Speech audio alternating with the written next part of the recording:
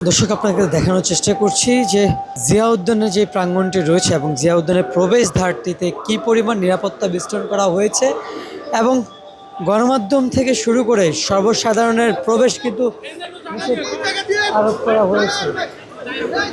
এবং আমরা আপনাদেরকে দেখাতে চাচ্ছি যে সেনাবাহিনীর থেকে শুরু করে র্যাব, পুলিশ, বিজিবি ৩-৪টি স্তরে কিন্তু নিরাপত্তা বেষ্টন করে রাখা হয়েছে জিয়া উদ্যানের প্রবেশদ্বারটি।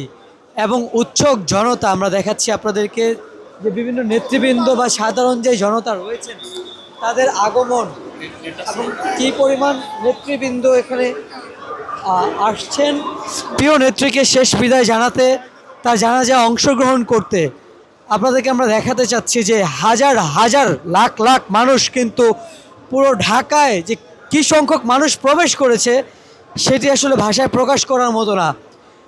আবদুল্লাপুর থেকে শুরু করে গাবতলী, যাত্রাবাড়ি, সদরঘাট, ঢাকায় প্রবেশদ্বারের যে রাস্তাগুলো রয়েছে সে রাস্তাগুলো থেকে শুধু একমাত্র জিয়া উদ্যান, মানিক মিয়া অ্যাভিনিউর দিকে অগ্রসর করে কিন্তু এই নেতৃবৃন্দ বা সাধারণ যে জনগণ রয়েছে তাদের অগ্রসর।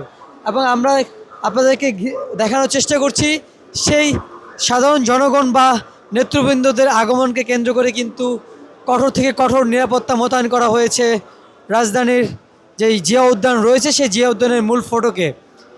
পুরো রাস্তাটি কিন্তু অবরুদ্ধ করে রাখা হয়েছে নিরাপত্তার স্বার্থে এবং কাউকে কিন্তু ভিতরে প্রবেশ করতে দেওয়া হচ্ছে না।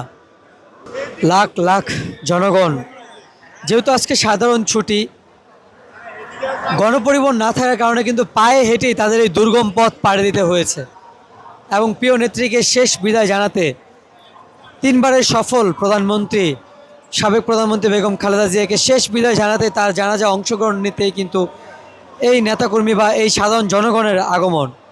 সর্বস্তরের, সর্ববয়সের, নবীন থেকে শুরু করে প্রবীণ সবাই অংশ নিচ্ছেন এই জানাজাতে।